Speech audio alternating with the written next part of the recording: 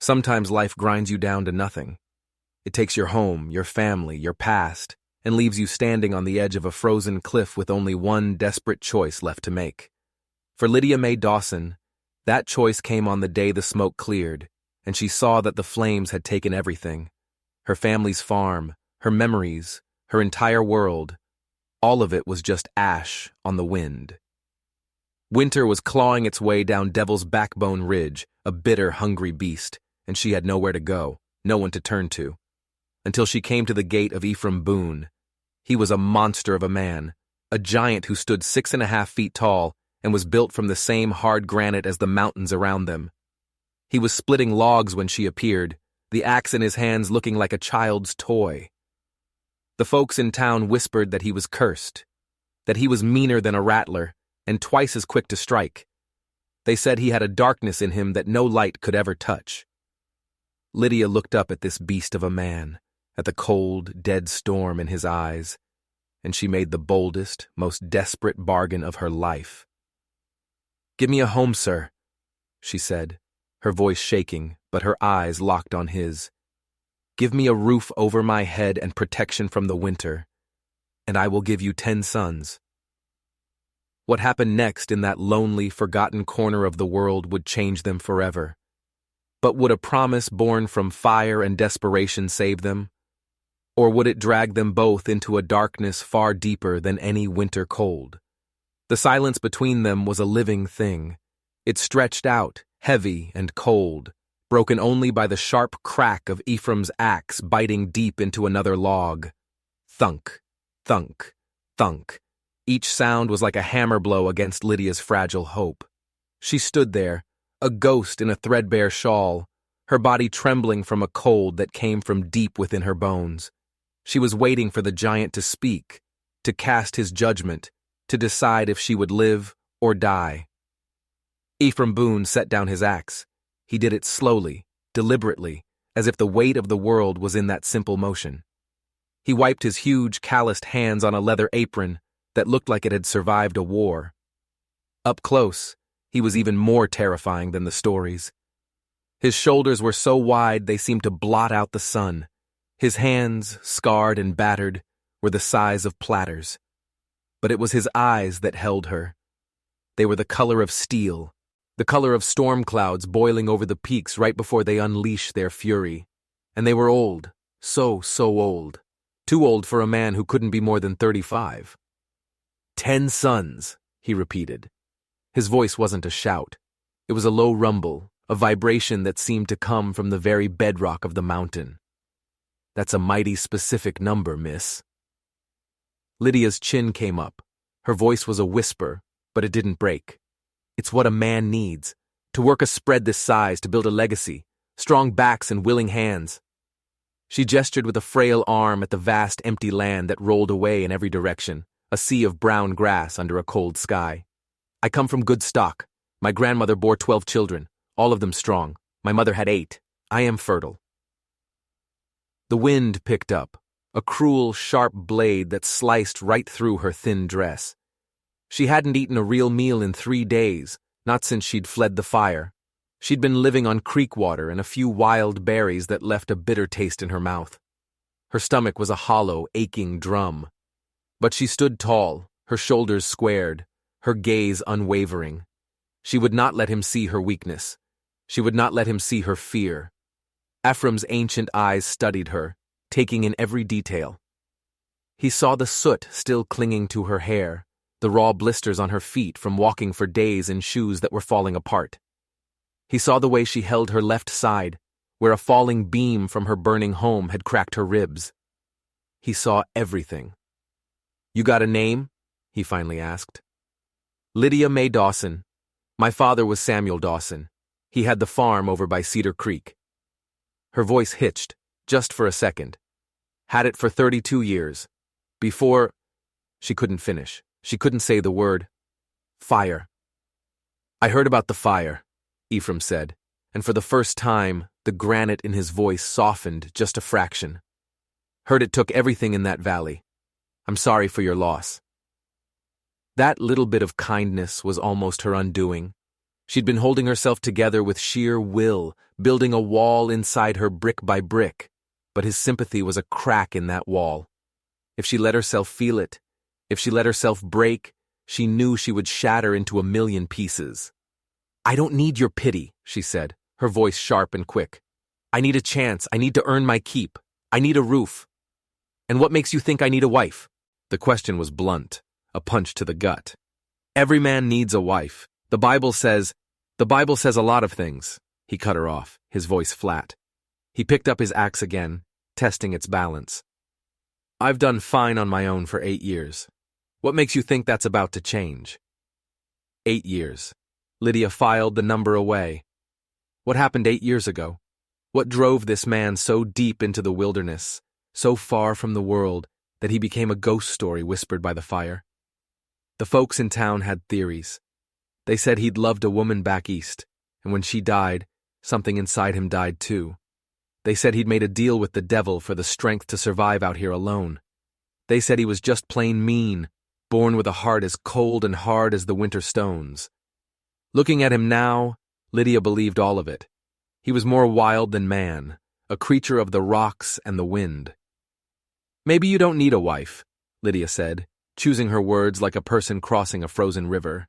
"But this place needs a woman's touch. It needs more than one pair of hands. I can cook. I can clean, mend, tend the animals. I was a school teacher. I can read and write and cipher. I know herbs. I know how to put up food for the winter." She took a deep breath, steeling herself. "I'm not asking for a handout, Mr. Boone. I am offering you a bargain, a fair trade." "And the 10 sons?" The question hung in the air, heavy and loaded. A hot blush crept up her neck, but she didn't look away. "A woman can't make such a promise alone. That would require a husband's contribution." "I know what it would require," he said, his voice as dry as dust. "Question is, do you? Marriage ain't just sharing a bed, Miss Dawson. It's sharing a life. All of it. The good, the bad. Sickness. Poverty. You're talking about tying yourself to a man you've known for 10 minutes. "I'm talking about surviving," she shot back, the force of it surprising them both. "You think I have choices? You think I wandered up to your gate because I was lonely?" She pointed a trembling finger toward the mountains, their peaks already white with the first snows. "Winter is here, Mr. Boone. I have no family, no money, no home. In 3 weeks, this entire valley will be buried in snow until spring. If I'm not under a roof by then, I'll be frozen solid before Christmas." The stark, ugly truth of it silenced him. He set the axe down again. He rubbed the back of his massive neck, a gesture so human it was almost jarring. 10 sons, he said again. But this time, there was a strange new note in his voice, almost like amusement.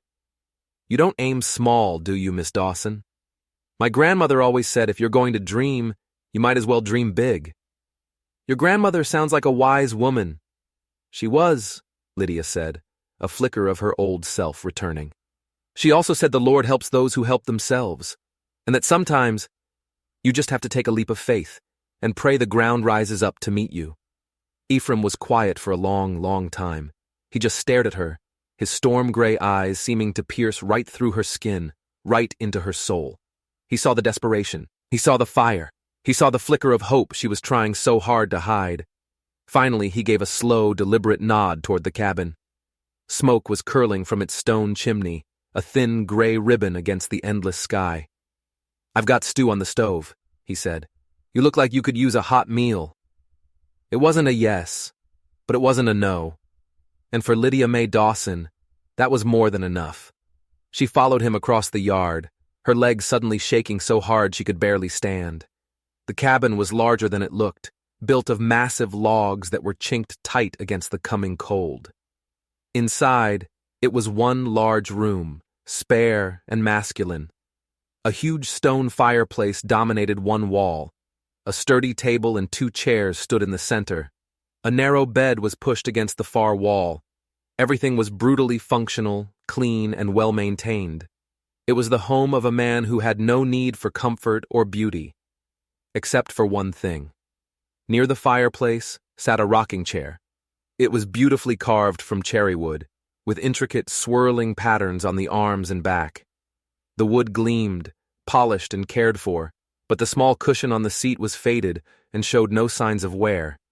It was a piece of art, a thing of love, sitting empty and unused in a bachelor's desolate cabin. Who was it for? Who was supposed to be sitting there, rocking by the fire? The question sent a shiver down Lydia's spine. "Sit," Ephraim said, his voice pulling her from her thoughts. He ladled thick, hearty stew into a bowl and set it on the table. The stew tasted like life itself. It was rich and hot, and it chased the cold from her bones. She ate slowly, trying to make it last, while Ephraim sat across from her, his presence filling the small cabin, a silent, brooding mountain. "Thank you," she said, her voice thick with emotion. He just nodded, but then he surprised her. "What happened to your folks? In the fire?" The spoon trembled in her hand. "They were already gone. Papa 2 years ago, a bad heart. Mama followed 6 months later, said she couldn't live without him." She took a shaky breath. "I was alone, trying to keep the farm running. I was going to sell up, move to Denver, find a teaching job. No other family? None that would claim me." The words were bitter. "I am all that is left. I'm alone in the world, Mr. Boone, completely and utterly alone." He pushed back from the table and walked to the window, staring out at the land he had tamed. "I came here 8 years ago with nothing but the clothes on my back," he said, his voice low. "Built this place from nothing. It's good land, rich land, but it's hard country. The winters will freeze the marrow in your bones. The summers will bake you into dust." He turned to face her, and in his eyes, she saw it. A loneliness so profound, so bone-deep and soul-crushing, that it mirrored her own. "I've never taken a wife because I've never met a woman strong enough for this life," he said. "The ones from the city, they take one look and run screaming. The country women, they have enough sense to stay away from a man with my reputation." "What reputation is that?" Lydia asked, her voice barely a whisper. His smile was a grim, terrifying thing. "Depends who you ask. Some say I'm cursed. Some say I'm just mean. A few whisper I killed a man back east and came here to hide from the law. And what do you say? I say a man's past is his own damn business." He took a step closer. "I don't care about your past, Miss Dawson. I care about your promise. Are you the kind of woman who honors a bargain?" She met his gaze, the fire returning to her eyes. "I am. Then you'll give me 10 sons, or I'll die trying." The silence returned, but this time it was different. It was charged, electric, filled with the weight of their impossible bargain. Finally, Ephraim came back to the table. "I can't promise you love, Miss Dawson," he said, his voice flat and hard. "I don't even know if I remember what that feels like, but I can promise you this: a roof over your head, food in your belly, and my protection. I will never raise a hand to you, and any child we have will be wanted and cared for." "That's more than most women get," Lydia said quietly. "It's enough." "Is it?" he pressed. "Because once this bargain is struck, there's no turning back. Come winter, we'll be snowed in for months. Just you and me. If you decide you've made a mistake, you'll have to live with it until spring." She thought about it, truly thought about it. Trapped in this tiny cabin with this giant, dangerous man, a man who might be a killer, a man whispered to be cursed. It should have terrified her. But as she looked at him, at the profound, aching loneliness in his eyes, she felt something she hadn't felt since the night her world burned. Peace. "I understand," she said, "and I accept your terms." Ephraim gave a single, slow nod. "Then I reckon we're partners. You can have the bed. I'll take the floor by the fire." "That's not necessary." "It is," he said, his voice leaving no room for argument. "Until we're properly wed. I might be a lot of things, Miss Dawson, but I'm not a heathen. We'll do this right." Later, lying in Ephraim's narrow bed, wrapped in a blanket that smelled of wood smoke and the cold mountain air, Lydia listened to the sound of him moving around the cabin. She thought about the promise she'd made. 10 sons, a mad vow made in desperation. But as she drifted off to sleep, She remembered her grandmother's words. Sometimes you just have to take a leap of faith. Outside, the wind howled through the peaks, carrying the scent of snow and secrets. It whispered of a winter that would test them in ways they couldn't possibly imagine. And in the corner of the room, the beautiful, empty rocking chair sat in the shadows, waiting, just waiting. The first light of dawn was cold and sharp, painting the mountain peaks in shades of pale rose. Lydia woke to the smell of coffee and the sound of Ephraim moving about the cabin. For a moment, she thought the whole thing had been a nightmare, a fever dream born of grief and starvation. But the warmth from the fireplace was real. The man standing with his back to her, his broad shoulders filling a clean flannel shirt, was real. Their impossible bargain was real. "Morning," Ephraim said without turning. "Coffee's ready." "Thank you." She swung her legs over the side of the bed, her bare feet hitting the freezing floor. "I should be making breakfast, if I'm to earn my keep." "You're not my servant, Miss Dawson," he said, turning to hand her a steaming tin cup. His fingers brushed hers, and a jolt of warmth shot through her. "We're partners, remember?" Partners. The word settled something deep inside her. For so long, she had been alone, carrying the weight of the world on her own small shoulders. The idea of sharing that burden, even with this strange, intimidating man, felt like a miracle. "Today I need to ride out," he said, his voice all business. "Check the south pasture. Been hearing wolves. Can't afford to lose any cattle this close to winter." "I'll come with you," she said immediately. He shook his head. "Not today. You're not recovered from your journey." He gestured toward her worn dress. "And you'll need proper clothes. You can't ride out on the range in that." She looked down at herself, suddenly ashamed. "It's all I have. Everything else." It burned. Ephraim was quiet for a moment. Then he walked to a large wooden trunk tucked under the window. He opened it slowly, carefully, as if it contained something sacred, or perhaps something cursed. From inside, he lifted a bundle of women's clothing. Lydia gasped. The clothes were beautiful, a riding skirt of dark blue wool, blouses of fine white cotton, a warm, heavy shawl. They were perfectly preserved, spotlessly clean, as if they had been laid away just yesterday, waiting for their owner to return. "Whose were they?" Lydia asked, her voice a whisper. Ephraim's jaw tightened. A muscle pulsed in his cheek. "Someone," he said, his voice flat and empty, "who had no further use for them." It wasn't an answer, but the raw pain in his voice was a wall she knew she couldn't climb. The woman who owned these clothes had left a ghost in this cabin, a ghost that still haunted the man who had loved her. The thought should have made Lydia feel jealous, an intruder. Instead, a wave of sympathy washed over her. She knew what it was to be haunted by the dead. "Thank you," she said simply. "I'll take good care of them." While Ephraim saddled his horse, Lydia changed into the clothes. They fit her perfectly, eerily so, as if they had been made for her. The wool was soft, the cotton smooth against her skin. She felt a strange sense of unease, as if she were putting on another woman's skin. From the window, she watched Ephraim ride out, a powerful, solitary figure against the vast, empty landscape. Alone in the cabin, Lydia felt a desperate need to make the space her own. She started cleaning, scrubbing, trying to erase the ghost that lingered in the corners.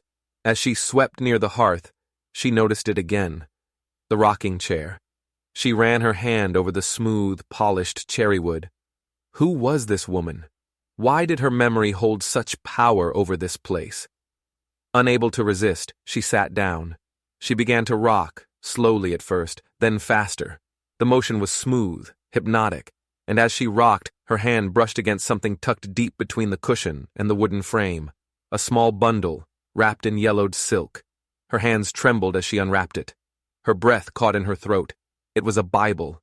The leather cover was charred, the edges of the pages singed and blackened. But it was hers. Her family Bible. The one she thought she'd lost forever in the fire. Tears streamed down her face, the first she'd allowed herself to cry. She pressed it to her chest, sobbing with a grief and a relief so powerful it buckled her. How? How was this possible? Tucked inside the cover was a pressed wildflower, one she'd picked with her mother years ago. The family records, stretching back generations, were written in her grandmother's elegant hand, and at the bottom, the last entry, in her own writing, the dates of her parents' deaths. Below it, the pages were blank, waiting for a future she thought would never come. I wondered if you'd find that. Lydia's head snapped up. Ephraim was standing in the doorway. He'd returned without her even hearing him. His face was unreadable, a mask of stone. How? She whispered, clutching the Bible like a lifeline. Where did you find this? Rode past your place the day after the fire, he said, his voice low. It was all just ash. But I saw something caught in the branches of an oak tree, 100 yards from the house. The wind must have carried it. He stepped inside, his presence shrinking the room. Figured it was important.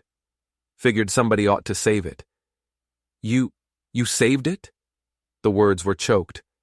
You saved the only thing I had left. He shifted, uncomfortable with her gratitude. A Bible like that. It has weight. Seemed like the right thing to do. Why didn't you tell me last night? She asked, her mind reeling. When I told you I had nothing left in the world?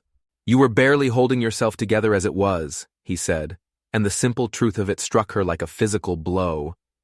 Figured it could wait, until you were stronger.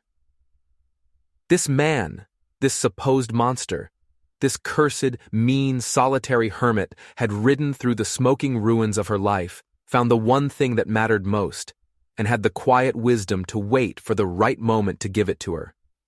She tried to regain her composure. The wolves? False alarm. Tracks were old.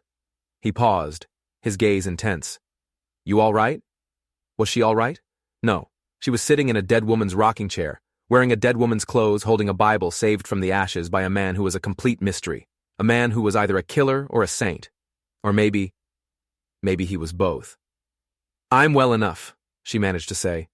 Good, he said, moving toward the stove. We need to talk. About practical matters. We need to go to town. Arrange for a proper wedding. The words jolted her back to reality. A wedding? I told you. We'll do this right, he said, his back to her. That means a preacher, vows, the law, no room for gossip or questions. He turned, and his eyes were serious. We can ride to Bent Creek on Saturday, if the weather holds. Saturday. That was just 3 days away. In 3 days, she would be Mrs. Ephraim Boone. She would be bound by law and by God to this man and his secrets, to the ghost that haunted his cabin. The thought was terrifying, and yet, as she sat in the rocking chair, her family's Bible held tight in her hands, a strange feeling bloomed in her chest. It wasn't happiness, not yet, but it was something close. It was hope. For the first time since the fire, Lydia Mae Dawson felt like she was home. But what she didn't know was that a home built on secrets is no home at all. It's just a prettier kind of cage. The next few days were a strange dance of domesticity and discovery. Lydia learned the rhythms of the ranch, milking the single cow, tending the chickens, finding a fierce satisfaction in the simple, honest work. Ephraim was a man of few words, but he was a patient teacher, and the more time she spent with him, the more the rumors of the cruel, cursed hermit seemed to fade. She saw him sit for an hour with a sick calf, his huge, rough hands surprisingly gentle. He was a hard man, yes, but cruel? Lydia wasn't so sure. But the ghost of the other woman was everywhere. Her presence lingered in the scent of the clothes Lydia now wore. It was in the perfect, unused rocking chair. It was in the deep, unshakable sadness that lived behind Ephraim's eyes. On Thursday, while cleaning the cabin, Lydia found something else. Tucked away in the drawer of the small table beside the bed, wrapped in a soft cloth, was a man's wedding ring. It was simple gold, heavy and worn, and inside a small, elegant inscription, E.B. Forever Yours, Emeleb Ephraim Boone. But who was M.L.? Margaret Louise? Mary Lou? The initials felt like another clue, another piece of a puzzle she couldn't solve. She quickly put the ring back, her heart pounding, just as Ephraim walked in. That night, an idea took root in Lydia's mind. A dangerous, foolish idea. She waited until Ephraim was deep asleep, his quiet snores filling the small cabin. Then, heart hammering against her ribs, she slipped out of bed. She lit a single candle and went to the large trunk that held the dead woman's clothes. She'd told herself she was just organizing. But she was looking for something. She didn't know what. Her fingers brushed against something hard at the very bottom of the trunk, tucked beneath a folded wool blanket. It was a small, leather-bound diary. Her hands trembled as she opened it. The handwriting was delicate, feminine. The first few entries were filled with hope and love. Talk of a new life in the West, of building a home with her beloved Ephraim. The writer's name was Margaret. M.L. But as Lydia read on, the tone began to change. The entries grew shorter, darker. Fear began to creep in at the edges of the elegant script. October 12th. Ephraim is changed. A darkness has taken root in him. He speaks of a new business partner, a man he calls the Colonel. He says this man will make us rich beyond our wildest dreams, but when he speaks of him, a terrible coldness comes into his eyes. October 19th. The Colonel visited today. I did not like him. He has the eyes of a snake. He looked at our land not with the eye of a farmer, but like a predator measuring its prey. He and Ephraim spoke in low voices for hours. They spoke of irregularities, of deeds and claims. I did not understand it all, but it frightened me. November 2nd, I confronted Ephraim. I told him I was scared. I told him this colonel was a bad man. He grew angry. He has never been angry with me before. He told me I was a foolish woman, that I didn't understand the world of men. He said great fortunes require great risks. The final entry was written in a shaky, frantic hand. It was barely legible. November 5th. I know his secret. The colonel is a monster, and Ephraim is in too deep. The claim to this land, it's built on a lie, a dead man's name. I found the papers. He doesn't know I know. I must leave. I cannot be part of this. I fear for my life. The carriage for Denver comes tomorrow. I pray I make it. Lydia's blood ran cold. The diary fell from her numb fingers. Margaret hadn't died in a simple carriage accident. She had been fleeing. She had been terrified of the man Lydia had just promised to marry, the man currently sleeping just a few feet away. The land claim was a fraud, a lie built on a dead man's name, and Ephraim had known.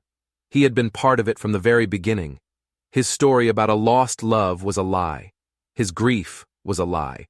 Their entire arrangement, their partnership, this home, it was all built on a foundation of deceit and crime. She looked over at him, sleeping peacefully by the fire. He wasn't a lonely hermit. He was a criminal, a con man, and maybe even a killer. What had really happened to Margaret after she fled? Had her carriage accident been an accident at all? Or had the colonel or Ephraim himself silenced her to protect their secret? Lydia felt a wave of nausea. She was trapped. In a few weeks, the snow would come, burying them in this valley. She would be alone, utterly alone with a man she now feared, a man who had lied to her about everything. The promise of 10 sons suddenly felt like a death sentence. The next morning, Lydia moved through the cabin like a ghost. She felt Ephraim's eyes on her, but she couldn't meet his gaze. Every word he spoke, every gesture, was now tainted by the lies she knew he was hiding. He was an actor, playing the part of a grieving, lonely man, and she had fallen for it completely. "We ride for Bent Creek tomorrow," he said over breakfast, "to see the preacher." Lydia just nodded, her throat too tight to speak. A wedding, a holy sacrament to seal a bargain built on fraud and deceit. The thought was sickening. She had to get away. But how? She had no money, nowhere to go, and the winter was closing in. That afternoon, he found her out by the barn. She was staring at the unfinished cradle she'd found in the shed, a beautiful piece of work, abandoned halfway through. Had it been for Margaret's baby, a child that was never born? "Started that a long time ago," Ephraim said, his voice soft. He was standing right behind her. She hadn't even heard him approach. Never had a reason to finish it. Lydia spun around, her fear making her bold. Why did she leave you, Ephraim? The real reason. A flicker of something. Surprise, anger, crossed his face before the stone mask settled back into place. I told you, I lost everything. She couldn't live with a failure. Is that what you call it? A failure? Lydia's voice was shaking with a rage she couldn't control. Or was it a crime? Did she leave because she found out you were a liar and a thief? The silence that followed was heavy, dangerous. Ephraim's eyes, those cold gray storms, narrowed. Where did you hear such nonsense? It's not nonsense, is it? This land, this ranch, it's all built on a lie, isn't it? On a fraudulent claim, on a dead man's name. He didn't deny it. He couldn't. His silence was a confession. You have been going through my things, he said, his voice dangerously low. I live here now, she shot back. Or am I just a prisoner in your house of lies? He took a step toward her, his immense size suddenly terrifying. You don't understand, Lydia. It was a long time ago. I was a different man. Were you? She whispered. Or are you just better at hiding it now? What happened to her, Ephraim? What really happened to Margaret? Did she make it to Denver? Or did your business partner make sure she never told her story? For the first time since she'd met him, Lydia saw true fear in Ephraim Boone's eyes. Not for himself, but of her, of the questions she was asking. You need to stop, he said, his voice a raw plea. There are things you don't know, dangers you can't imagine. For your own safety, you need to let this go. But she couldn't. It was too late. The truth was a poison, and it was already in her blood. She had tied her life to this man, to his secrets. And now, his dangers were her dangers. Just then, they heard the sound of horses. 3 riders were approaching the cabin. They weren't cowboys. They were dressed in expensive city suits, their faces hard and humorless. One of them, an older man with silver hair and eyes as cold as a frozen lake, dismounted and walked toward them. Boone, the man said, his voice smooth and cultured. He completely ignored Lydia. I believe you and I have some business to discuss. He smiled, but it was a predator's smile. My name is Hamilton, but you can call me the Colonel. Lydia's heart stopped. It was him, the man from the diary, the monster Margaret had been so afraid of. And he was here, at her home, standing just feet away from her. Ephraim moved, placing his body between Lydia and the Colonel. It was a subtle, protective gesture, but the Colonel saw it. His cold eyes flickered toward Lydia for the first time, a flicker of amusement in their depths. I see you found yourself some companionship, the Colonel said. How domestic. I trust she hasn't been filling your head with foolish ideas? What do you want, Hamilton? Ephraim's voice was a low growl. The same thing I've always wanted, the Colonel said, spreading his hands wide as if to encompass the entire valley. Progress. This land, this entire region, is on the cusp of a great boom. The railroad is coming through. Fortunes will be made, and my employers, the Consolidated Cattle Syndicate, intend to be at the forefront of that progress. He pulled a folded map from his coat pocket. We've already acquired most of the surrounding properties. Your little ranch is the last holdout, a stubborn little island in a sea of opportunity. It's not for sale, Ephraim said. The Colonel laughed, a dry, rasping sound. Oh, I think it is. You see, we've been reviewing the territorial land records, a fascinating pastime, and we've discovered a most unfortunate irregularity concerning your original claim. He looked directly at Lydia. It seems your husband's title to this land is built on a rather shaky foundation, a fraudulent one to be precise. This was it. The trap was closing. They weren't here to buy the land. They were here to take it. The name Marcus Brennan mean anything to you, Boone? The Colonel continued, his voice dripping with false sympathy. A sad story, really. Died in a mining accident in '65, and yet somehow he managed to file a homestead claim in '67. A true miracle. He folded the map and tucked it away. The law takes a dim view of such things: fraud, forgery, illegal occupation of territorial land, nasty business. Lydia felt the ground tilting beneath her feet. This was a nightmare. "We are prepared to be generous, of course," the colonel said smoothly. "We understand you've made improvements. We're willing to offer you a settlement, $10,000, for your trouble, a small price to pay to avoid prison time." $10,000. It was a fortune, but it was a pittance for land this valuable. And it was an admission of guilt. If they took it, they were conceding that the claim was fraudulent, that Ephraim was a criminal. "Get off my land," Ephraim said, his voice shaking with suppressed rage. The colonel's smile vanished. His face became a mask of cold fury. "You are in no position to make demands, Boone. You are a thief and a squatter. This land belongs to the syndicate, and we will have it, one way or another." He turned his chilling gaze on Lydia. "I suggest you talk some sense into your partner. A smart woman knows when to cut her losses. A prison cell is a cold, lonely place, and this valley gets very, very dark in the winter." He turned and walked back to his horse, his men falling in behind him. As they rode away, the colonel looked back one last time, his eyes locking with Lydia's.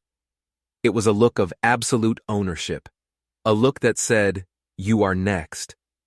When they were gone, a heavy, suffocating silence fell over the ranch. "Is it true?" Lydia finally whispered, her voice trembling. "Everything he said?" Ephraim wouldn't look at her. He stared out at the land, his land, which was no longer his. "Yes," he said, the word barely audible. "And Margaret?" Lydia pressed, her voice hardening. "Was she part of it? Or was she a victim, just like us?" "She didn't know," Ephraim said, his voice rough with a pain so deep it sounded ancient. "Not at first. By the time she found out, it was too late." "Too late for what? What did you do, Ephraim?" He finally turned to face her, and the agony in his eyes was so profound it stole her breath. "I was young, and stupid, and greedy. I met Hamilton in Denver. He had this plan. He had connections in the land office, men who could be bribed to overlook things, to create documents. I was his front man. I did the dirty work." "So you're not just a liar," Lydia said, the words like stones in her mouth. "You're his creature." "I was," he corrected her, his voice desperate. "I was, but I got out. After Margaret, after she died, I couldn't do it anymore. The guilt was eating me alive. I took my share of the money, came here to the most remote place I could find, to hide, to try and forget. I thought I had. I thought I had buried that part of my life forever." "But it didn't stay buried, did it?" Lydia said, her voice laced with ice. "It followed you here, and now it's found me too." She looked around at the small cabin, at the vast, beautiful land that had promised her a new life. It was all a lie, a poisoned paradise, and she was trapped in it with the man who had created it. "What are we going to do?" she asked, the question hanging like a death sentence in the cold mountain air. "There's nothing we can do," Ephraim said, his shoulders slumping in defeat. "He has us. He has the law on his side. He has the truth." But as Lydia looked at his face, at the despair etched there, a cold, hard anger began to form in her heart. They had taken her home. They had taken her family. She would be damned if she let them take her future. "No," she said, her voice ringing with a strength she didn't know she possessed. "He has a truth. My father was a lawyer before he was a farmer, and he taught me one thing. The law is a weapon, and right now, it's pointed at us. But if we can find a way to turn it around, we can use it to fight back." Ephraim stared at her, a flicker of disbelief in his tired eyes. "How? We have nothing."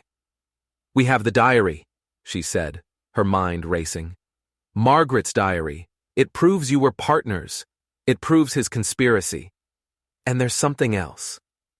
She walked over to the charred family Bible that sat on the mantelpiece. "You said the wind blew this 100 yards from my house during the fire, but our house was in a hollow. The wind that night was coming from the north. It would have blown it into the fire, not away from it. Ephraim looked at her, confused. What are you saying? I'm saying someone took this from my house, Lydia said, her voice low and intense. Before the fire got too bad, someone saved it, and then planted it in that tree for you to find. Why would anyone do that? I don't know, she admitted, but it means someone was there, someone saw what happened, and that someone might be our only hope. A sliver of light in the suffocating darkness. It was a long shot, a desperate gamble, but it was all they had. That night, for the first time, Ephraim didn't sleep by the fire. He pulled his bedroll close to the bed where Lydia lay, as if guarding her from the ghosts of his past. They didn't speak. They just lay there in the darkness, two strangers bound together by lies and desperation, listening to the wind howl outside. It sounded like the devil calling in his debts. The plan was insane. A desperate needle-in-a-haystack search for a ghost. Lydia's theory was wild, based on nothing but a gut feeling and the strange physics of a fire. But it was the only plan they had. They had to find out who was at her family's farm the night of the fire. Their first stop was Bent Creek. Ephraim stayed with the horses while Lydia, wearing the dead woman's fine blue wool, walked into the office of the town's only lawman, Marshal Hawkins. He was a portly man with a tired face, the kind of man who preferred paperwork to problems. Marshal, Lydia began, forcing a calm she did not feel. I have some questions about the fire at my family's farm, the one over at Cedar Creek. The marshal sighed, leaning back in his chair. Tragic business, Mrs. Boone. Tragic. But there's nothing to investigate. A lantern knocked over in the barn, most likely. These things happen. My father was a careful man, Marshal. He would never leave a lit lantern in the barn. People make mistakes, he said dismissively. Was there anyone else in the valley that night? She pressed. Any strangers passing through? The marshal's eyes narrowed slightly. Why are you asking so many questions? The matter is closed. His hand drifted down, resting on the butt of his pistol. It wasn't a threat, not yet, but it was a clear warning. Lydia's blood ran cold. He was hiding something, or he'd been told to hide something. The syndicate's reach was longer than she had imagined. She left the marshal's office with a heart full of ice. As she walked back toward Ephraim, she saw him. The preacher, Reverend Matthews. He was coming out of the general store, a small parcel in his hand. He smiled warmly when he saw her. Mrs. Boone, a pleasure to see you. I trust you are settling into married life. Reverend, Lydia said, an idea sparking in her mind. May I ask you a question? It's about my father, Samuel Dawson. A fine man, his passing was a great loss to this community. He was, Lydia agreed. Before he died, did he seem worried about anything? Did he mention any trouble? Any disputes with neighbors? The Reverend's kindly face clouded over. He hesitated for a moment, glancing around as if to make sure they weren't being overheard.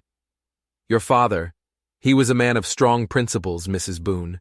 He had a powerful sense of justice. He leaned in closer, his voice dropping to a whisper. He believed some business interests were trying to take advantage of people in this valley. He was gathering evidence, making notes. He said he was going to expose them. What kind of evidence? Lydia asked, her pulse quickening. I don't know the specifics. He was very discreet. He said he kept his notes in a safe place, a place only he knew. The Reverend sighed, his eyes full of sorrow. I fear that whatever he discovered, it may have perished with him in that terrible fire. Lydia felt a jolt, as if she'd been struck by lightning. Her father had been investigating the syndicate. He was gathering evidence, and then his farm burned down. It wasn't an accident. It was murder, arson, a silencing. And the marshal knew. That's why he was so quick to dismiss her. He was either bought or he was terrified. She thanked the Reverend, her mind spinning. She rushed back to Ephraim, her news tumbling out in a frantic whisper. They killed him, she said, her voice shaking. The syndicate. They murdered my father to stop him from exposing them. Ephraim's face went pale. The guilt in his eyes deepened. He had been a part of this monstrous machine. His hands weren't clean. "And the notes," Lydia continued, her mind racing. "The Reverend said my father kept notes, in a safe place. What if they didn't burn? What if the person who saved my Bible also saved my father's notes?" It was a wild leap of faith, but it was the only path they saw. "Who was your father's best friend?" Ephraim asked, his voice urgent. "Who did he trust more than anyone?" "Tom Carson," Lydia said without hesitation. "They grew up together. He lives on a small ranch just outside of town." They rode to the Carson Ranch, a small, tidy place nestled in a quiet hollow. Tom Carson was a kind-faced man with honest eyes. His wife, Mary, welcomed Lydia with a warm hug. When they told him their story about the syndicate, about the fraud, about their suspicions surrounding the fire, Tom's face grew dark. "I always knew it wasn't an accident," he said, his voice grim. "Sam was too careful. He told me he was onto something big. He said a man named Hamilton was a wolf in sheep's clothing." He shook his head sadly. "I told him to be careful. I told him men like that are dangerous." "Tom," Lydia said, leaning forward, her voice desperate, "did he ever give you anything, for safekeeping? A box? A ledger?" Tom's eyes widened. He exchanged a look with his wife. "A few days before the fire," he said slowly, "Sam came to see me. He was agitated. He gave me a locked metal box. He said if anything happened to him, I was to give it to you, and only you." Lydia's heart hammered against her ribs. "Where is it?" Tom led them to his small study and pulled a heavy, soot-stained metal box from beneath a loose floorboard. It was locked. There was no key. "We'll have to break it open," Ephraim said. He took the box to the barn, and with a few powerful blows from a hammer and chisel, shattered the lock. Inside, nestled amongst yellowed papers, was a small, leather-bound ledger. Lydia's hands trembled as she opened it. It was her father's handwriting, page after page of meticulous notes, dates, names, bribes paid to land office officials, a detailed account of the syndicate's fraudulent activities. It was a bombshell, a meticulously documented history of Colonel Hamilton's crimes. And there, on the last page, was the name Marcus Brennan. Next to it, her father had written, "Deceased 1865, claim filed by H's man, E. Boone, 1867. Fraudulent." Lydia stared at the page, her blood turning to ice. Her father had known. He had known about Ephraim. He knew Ephraim was part of the conspiracy. She looked up at Ephraim, the ledger in her hand. His face was ashen. He had seen the entry over her shoulder, the proof of his original sin written in her dead father's hand. "You knew," she whispered, her voice full of a pain so deep it was bottomless. "My father knew about you. Was that why you came to me? Was this whole bargain, this whole marriage, just a way to get your hands on this ledger, to silence me too?" The accusation hung in the air, ugly and poisonous. But before Ephraim could answer, before he could defend himself, Mary Carson screamed from the house. "Tom! Riders are coming! A lot of them!" They ran to the door. A dozen men on horseback were storming down the lane toward the ranch. At their head was Marshal Hawkins, and beside him, smiling his cold reptilian smile, was Colonel Hamilton. They were trapped. The syndicate had come to collect its property, and to bury the last piece of evidence forever. "Give me the ledger, Mrs. Boone," the colonel called out, his voice echoing across the yard. "Let's not make this any more unpleasant than it has to be." Ephraim pushed Lydia behind him. "Run!" he hissed. "Take the ledger and run! Get to the governor, it's the only way!" But there was nowhere to run. They were surrounded. The house was a tinderbox. The syndicate had them cornered. Lydia clutched the ledger to her chest. It was the last will and testament of her murdered father. It was the only weapon they had left. She looked at Ephraim, at the desperate, hunted look in his eyes. Was he her savior or her jailer, a protector or a liar? She didn't know. And she was out of time. The riders were dismounting, their hands on their guns. The siege of the Carson Ranch had begun. "There's no way out," Tom Carson said, his face grim as he peered through the curtains. "They've got the whole place surrounded." Panic, cold and sharp, threatened to swallow Lydia whole. She was standing in a stranger's living room, holding a book that could get them all killed, trapped with a husband who might have been sent to destroy her. The air was thick with the smell of fear. "Give me the ledger, Lydia," Ephraim said, his voice low and urgent. He reached for it, but she snatched it away. "No," she said, her eyes flashing. "Not until you tell me the truth, all of it. Did you know my father was investigating you? Is that why you agreed to my bargain, to find this? For God's sake, woman, now is not the time," he roared, his desperation making his voice raw. "Now is the only time we have left," she screamed back. Outside, the colonel's voice boomed.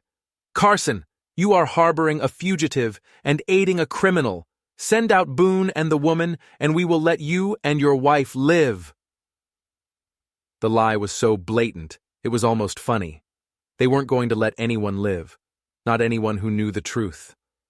Ephraim grabbed Lydia by the shoulders, his grip like iron. He forced her to look at him.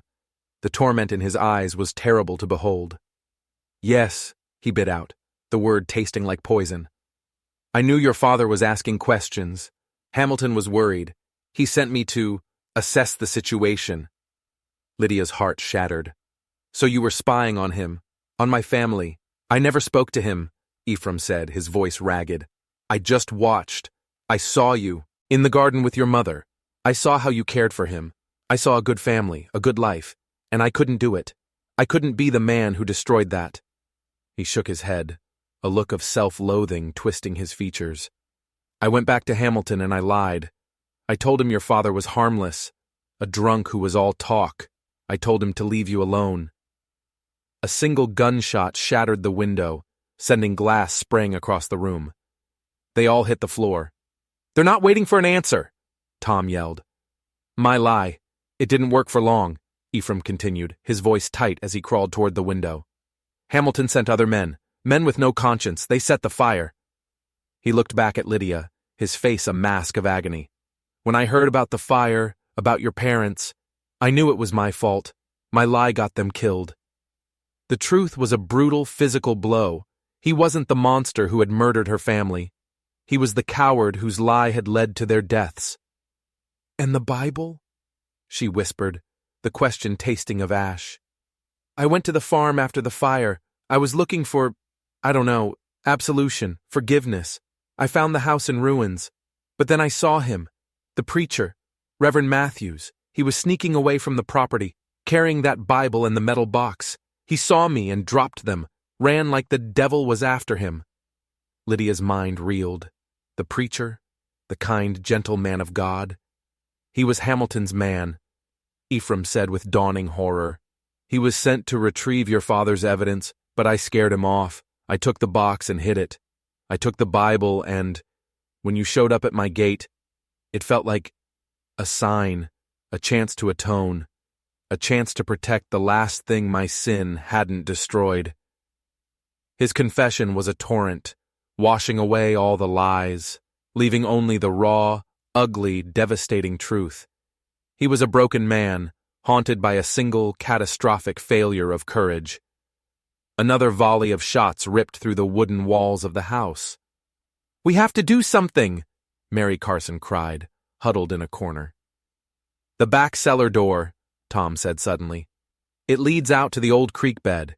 If we can create a diversion at the front, 2 people might be able to slip out the back." "It has to be you and Lydia," Ephraim said, looking at Tom. "You know the terrain. Get her and the ledger to the governor in Denver. It's a 3-day ride." "What about you?" Lydia asked, her voice cracking. Ephraim's face softened. For the first time, the storm in his eyes was calm. He looked at her, and she saw not a liar, not a criminal, but a man who was about to make his last stand.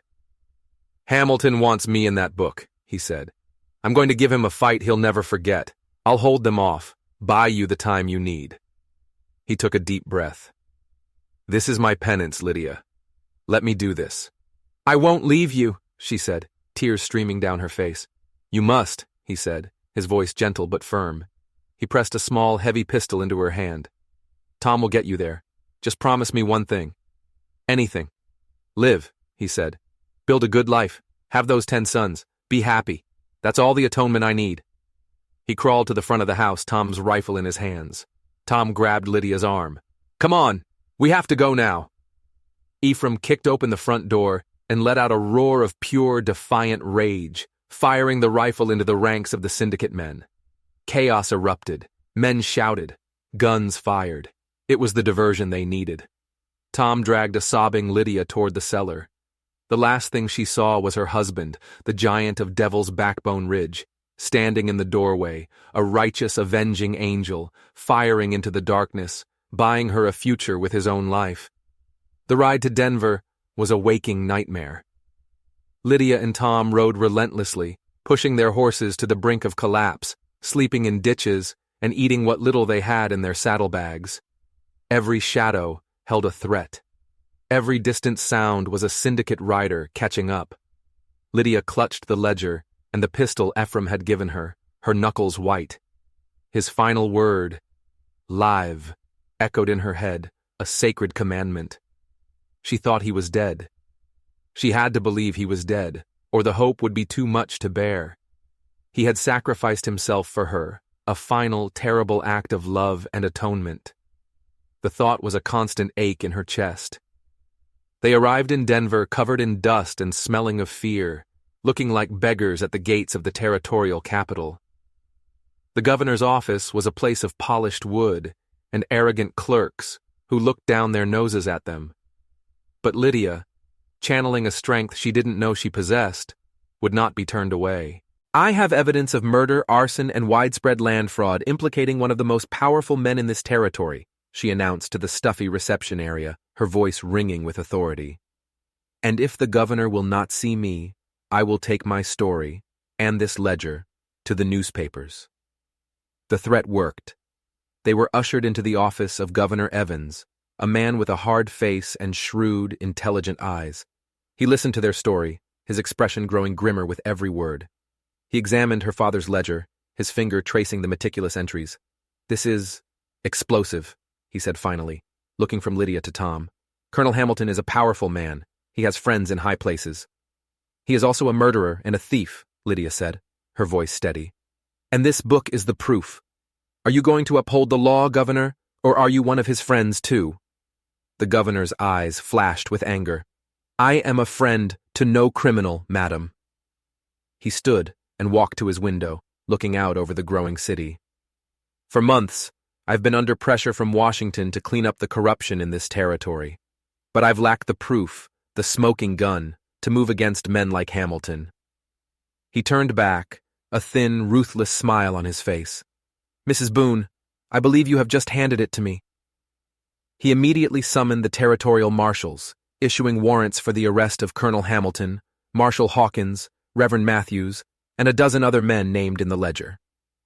He placed Lydia and Tom under protective custody, promising them that the full weight of his office would be used to bring the syndicate down. The days that followed were a blur of legal proceedings. Lydia gave her testimony, her voice clear and strong, telling the story of her family's murder and her husband's sacrifice. Her father's ledger was undeniable. The syndicate's empire of crime began to crumble. But there was no word from Devil's Backbone Ridge, no news of what had happened at the Carson Ranch. Lydia lived in a state of suspended animation, caught between grief and a tiny, flickering ember of hope she couldn't quite extinguish. A week later, a young deputy marshal entered her guarded hotel room. He was holding his hat in his hands, his face somber. Mrs. Boone, he said, his voice soft, we have news from Bent Creek. Lydia's heart stopped. This was it, the final word. Colonel Hamilton and his men have been apprehended, the deputy said. Most of them surrendered after the first few shots. It seems their stomach for a real fight wasn't as big as they thought. And the Carson Ranch? Lydia whispered, her throat tight. The deputy's face broke into a small smile. The ranch is fine, ma'am. Tom Carson's neighbors came running when they heard the shooting. The syndicate thugs were caught between two fires. He paused. Mr. and Mrs. Carson are safe. a little shaken up, but safe. Lydia closed her eyes, relief washing over her. But there was one more question, the most important one. She was almost too afraid to ask it. "And my husband?" she managed to say. "Ephraim Boone?" The deputy's smile widened. "He's a hell of a fighter, ma'am. I'll give him that. Took a bullet in the shoulder and another one grazed his head. But he's alive. He's weak, but he's alive. He's asking for you." He was alive. The words were a miracle, a resurrection, a second chance she never thought she'd have. The long, cold winter in her soul finally broke, and for the first time in what felt like a lifetime, the sun came out. They rode back to Devil's Backbone Ridge under the protection of the marshals. When they arrived at the small cabin, Ephraim was sitting on the porch, his arm in a sling, a bandage wrapped around his head. He looked pale and worn, but his eyes, those gray storm clouds, were clear. When he saw her, he struggled to his feet. Lydia ran to him. She didn't care about the lies, the secrets, the guilt. All she cared about was that he was here, that he was real, that he was alive. She threw her arms around him, burying her face in his chest. "I thought you were dead," she sobbed. "I'm too stubborn to die," he whispered into her hair, his good arm wrapping around her, holding her tight. They stood there for a long time, two broken people who had walked through fire and found each other on the other side. The past was a landscape of scars and ghosts, but the future, for the first time, was a clean, unmarked page. In the aftermath, justice was swift. The Consolidated Cattle Syndicate was dismantled. Colonel Hamilton would spend the rest of his life in a federal prison. Their stolen lands were returned. Ephraim, in light of his testimony and his actions defending the Carsons, was given a full pardon for his role in the original fraud. The land, their home, was truly theirs, free and clear. That spring, as the last of the snow melted from the high peaks and the valley exploded into a riot of green and gold, Lydia planted a wild rose bush by the cabin door. Life was returning. One evening, as they sat on the porch, watching the sunset paint the sky, Lydia placed Ephraim's hand on her still flat stomach. "It seems," she said, a slow, happy smile spreading across her face, "that we've made a start on that bargain of ours." Ephraim's eyes widened, and then a look of such profound, wondrous joy filled his face that it took her breath away. He gently placed his other hand over hers, a silent vow of protection. "Just one this time," she said, laughing. "And then we'll see about the other 9. He leaned in and kissed her, a kiss that held no secrets, no bargains, no desperation. It was a kiss of pure, unadulterated love, a love that had been tested by fire and lies, and had somehow, miraculously, survived. The giant of Devil's Backbone Ridge had found his redemption, and the desperate woman who had offered him 10 sons had found her home. Together, they would build a new legacy, not one based on a bargain, but one built on a foundation far stronger than any rock, a difficult, painful, and ultimately triumphant truth. If you enjoyed this story, don't forget to hit that subscribe button and ring the bell, because you never know what tales of darkness and redemption are waiting to be told.